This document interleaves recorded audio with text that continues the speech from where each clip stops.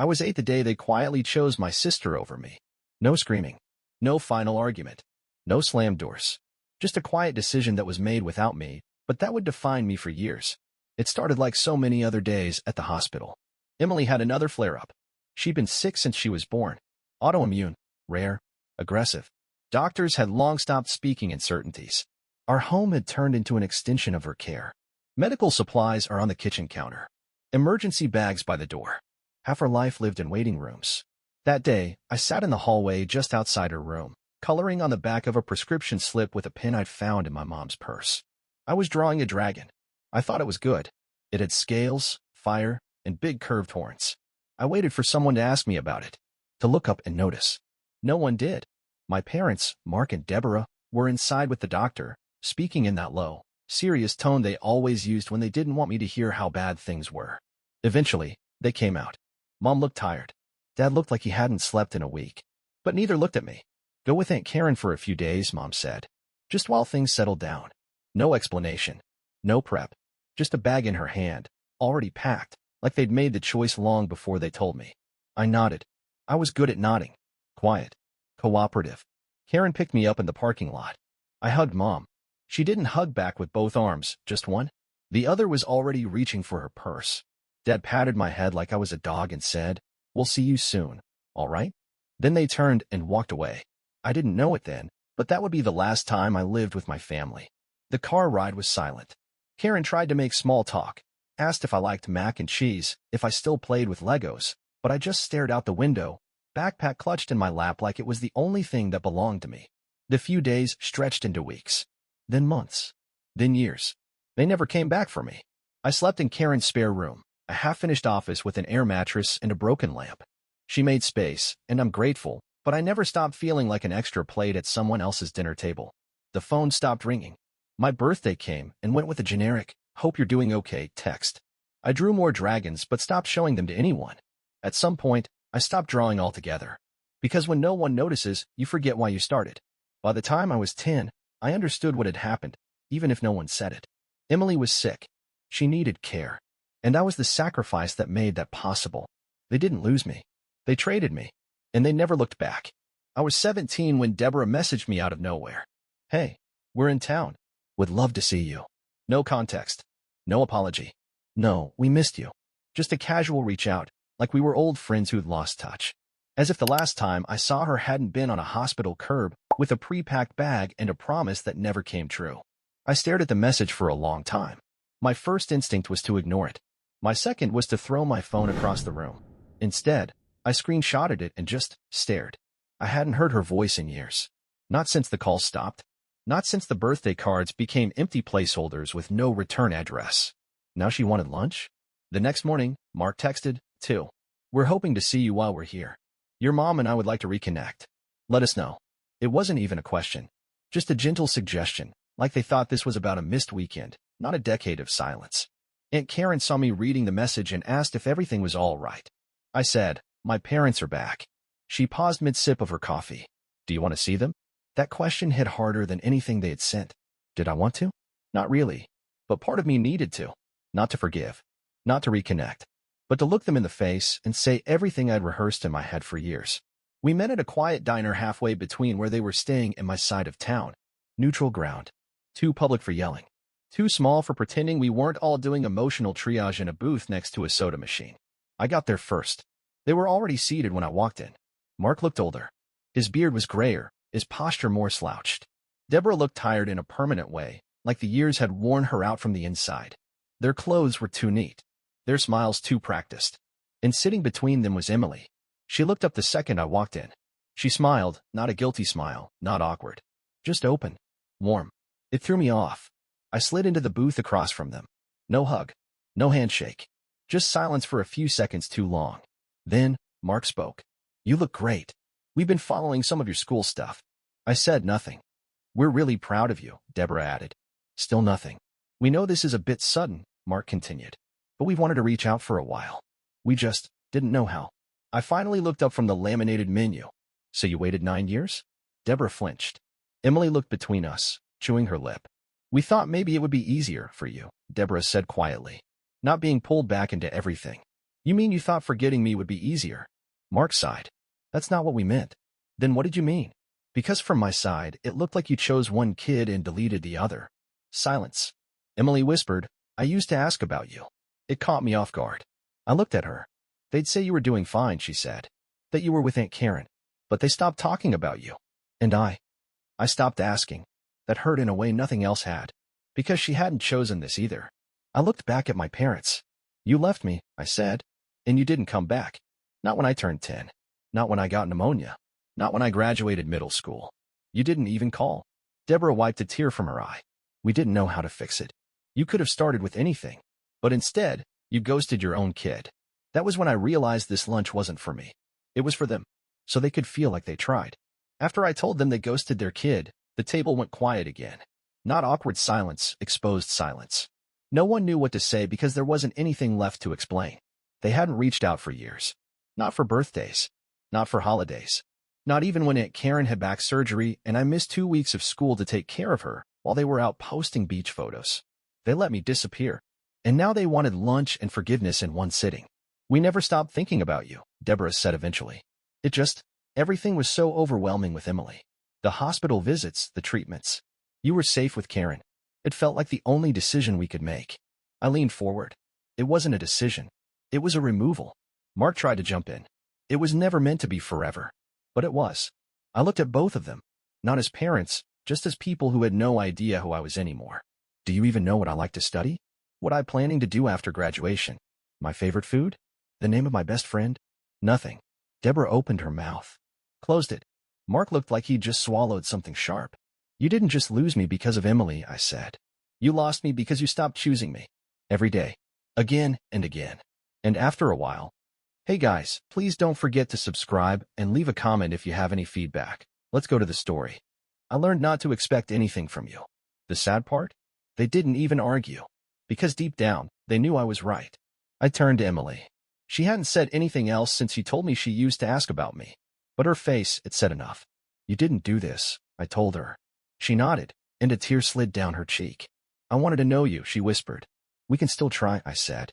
It was the first honest thing I said all day that didn't carry a blade. But the moment passed quickly when Mark cleared his throat. We know we can't fix everything, he said. But we just want a chance. Maybe dinner sometime. We could show you pictures, tell you what we've been up to. You want to show me pictures? I interrupted. You had 9 years to make memories with me. And now you want to narrate the slideshow? That shut him down fast. Look, I said, more calmly, I didn't come here for closure. I came to see if you even understood what you did. And it's clear you don't. You think I'm angry because I was left out. But I'm not angry. I'm free. Deborah blinked. Free. Yeah. Free from waiting for people who never came. Free from thinking I had to earn your attention. Free from pretending like any of this can go back to the way it was. There were no more comebacks. No more requests for second chances. Mark just nodded. Deborah quietly dabbed at her eyes. Emily watched me like she wanted to follow but wasn't sure where I was going. And me? I stood up. I'm not your son in the way you remember. I became someone else while you were gone. And you don't get to skip to the ending just because you're ready now. They asked if I'd consider coming over for dinner sometime. I didn't answer. Because I already had my answer. I just didn't owe them the comfort of hearing it. 2 days after that lunch, Emily messaged me again. I know things were heavy. Can we meet? Just us. It was the first time anyone from that family asked for my presence without dragging guilt behind it. No vague requests. No obligation. Just her.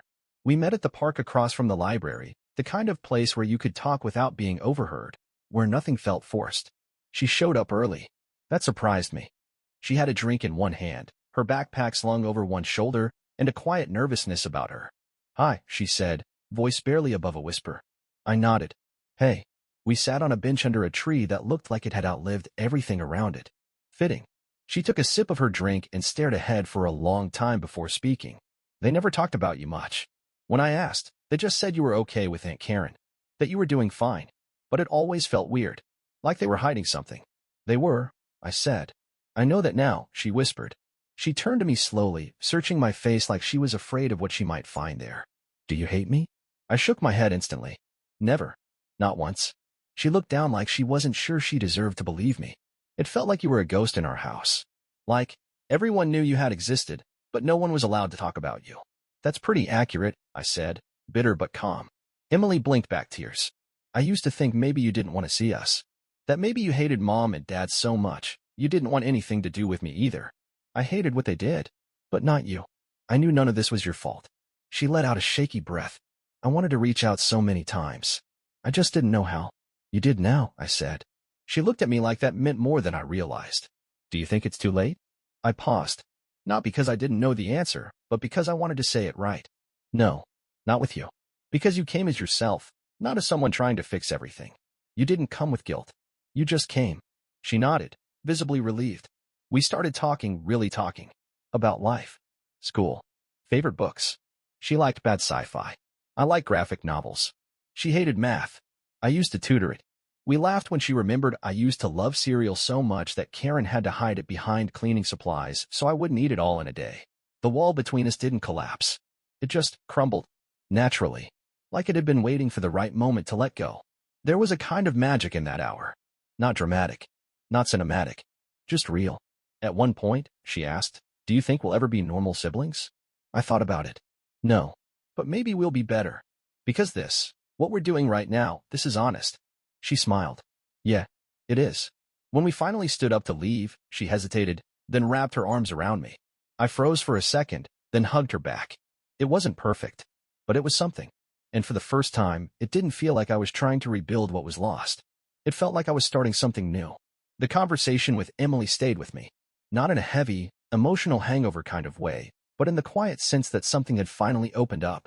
I hadn't realized how tight I'd been holding myself together until I finally exhaled.